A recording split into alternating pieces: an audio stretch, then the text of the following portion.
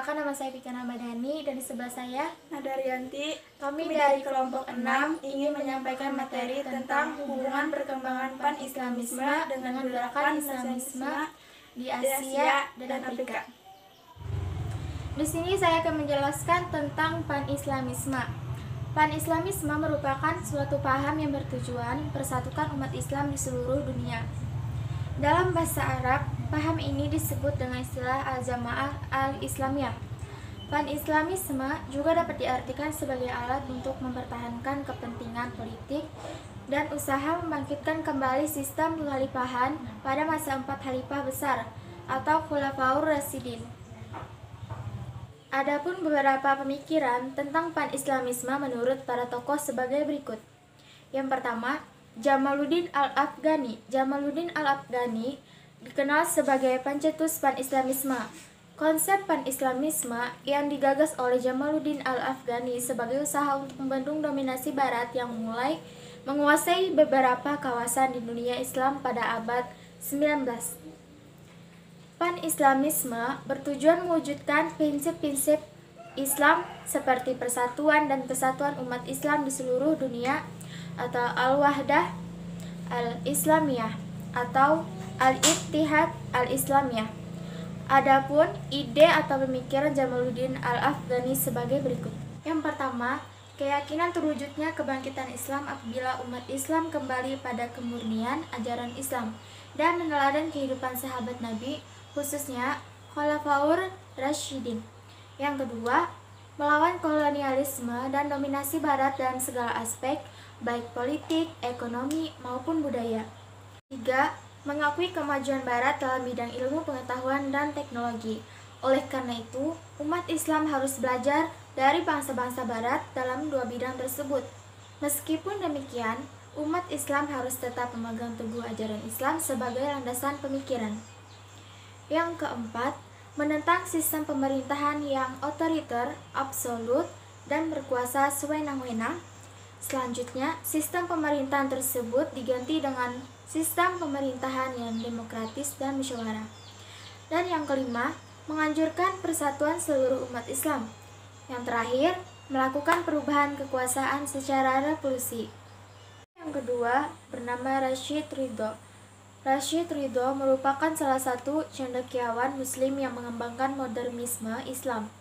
Menurut Rashid Ridho, salah satu penyebab kemunduran umat Islam pada abad 19 adalah perpecahan kalangan umat Islam. Oleh karena itu, Rashid Ridho tertarik pada ide pan-islamisme yang mengutamakan persaudaraan, persatuan, dan kesatuan Islam. Kesatuan yang dimaksud Rashid Ridho bukan kesatuan yang didasarkan atas kesatuan bahasa atau kesatuan bangsa, melainkan kesatuan atas dasar keyakinan. Rashid Ridho menganggap nasionalisme bertentangan dengan ajaran persaudaraan seluruh umat Islam. Persaudaraan dalam Islam tidak mengenal perbedaan bangsa, bahasa, dan tanah air. Rashid Ridho menginginkan suatu pemerintahan yang berbentuk kekhalifahan. Menurut Rashid Ridho, khalifah mempunyai kekuasaan legislatif, tetapi khalifah tidak bersifat absolut. Menurut tokoh yang terakhir, yaitu bernama Hasan al-Banna. Menurutnya, gagasan pan-islamisme juga berkembang di Mesir melalui organisme Ikhwanul Muslimin yang dibentuk oleh Hasan al-Banna pada tahun 1906 sampai 1949. Jika pan-islamisme yang dicetuskan Jamaluddin al-Afghani berusaha melepaskan diri dari kolonialisme barat, pan-islamisme menurut Hasan al-Banna berusaha memerangi kebobrokan moralitas pemerintahan yang diwariskan Muhammad Ali Pasha. Di Mesir, gagasan Hasan al-Banna ditentang keras oleh Presiden Mesir Gamal Abdul Nasser yang mengembangkan pan-Arabisme. Meskipun demikian, gerakan Ikhwanul Muslimin mampu menyebar luas hingga Suriah, Yordania, Palestina, dan negara-negara Timur Tengah lainnya. Selanjutnya, di sini saya akan membahas tentang perkembangan pan-islamisme. Pada pertengahan abad 20, negara-negara Islam berusaha bangkit dan melepaskan diri dari penindasan bangsa-bangsa barat. Pada periode ini, bermunculan pemikiran-pemikiran tentang pembaruan Islam. Salah satu pemikiran pembaruan Islam yang terkenal pada masa itu adalah Pan-Islamisme. Pan-Islamisme bermula pada saat terjadi Perang Dunia II.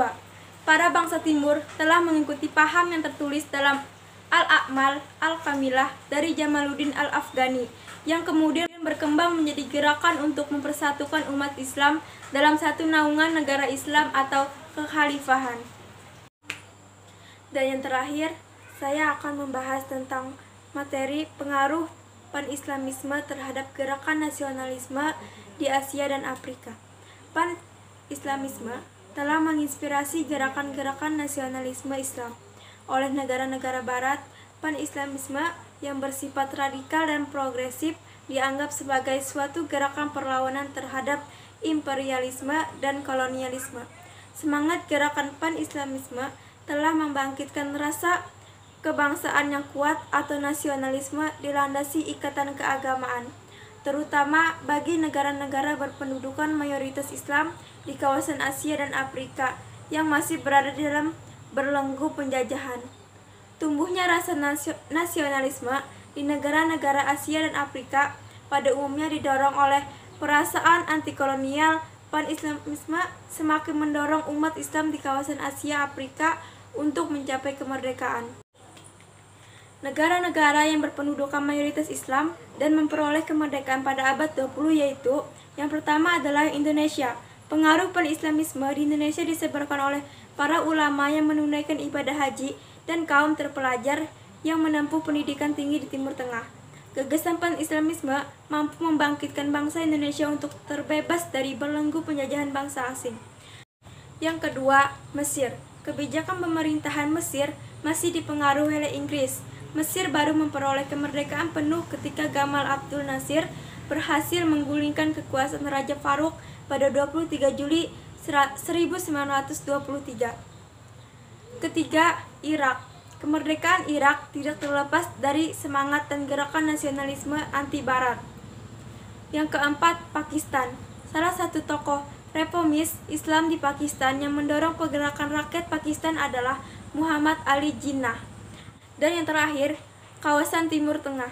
Beberapa negara kawasan Timur Tengah yang merdeka antara lain Libya pada tahun 1951, Sudan dan Maroko pada tahun 1956, serta Aljazair pada tahun 1962. Pada waktu bersamaan, Yaman Uni Emirat Arab juga memperoleh kemerdekaan.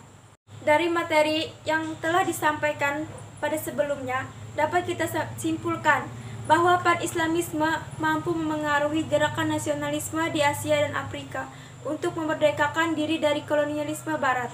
Ide dan semangat Jamaluddin Al-Afghani, Rashid Ridho, dan Hasan al-Banna tersebut berhasil disebarluaskan.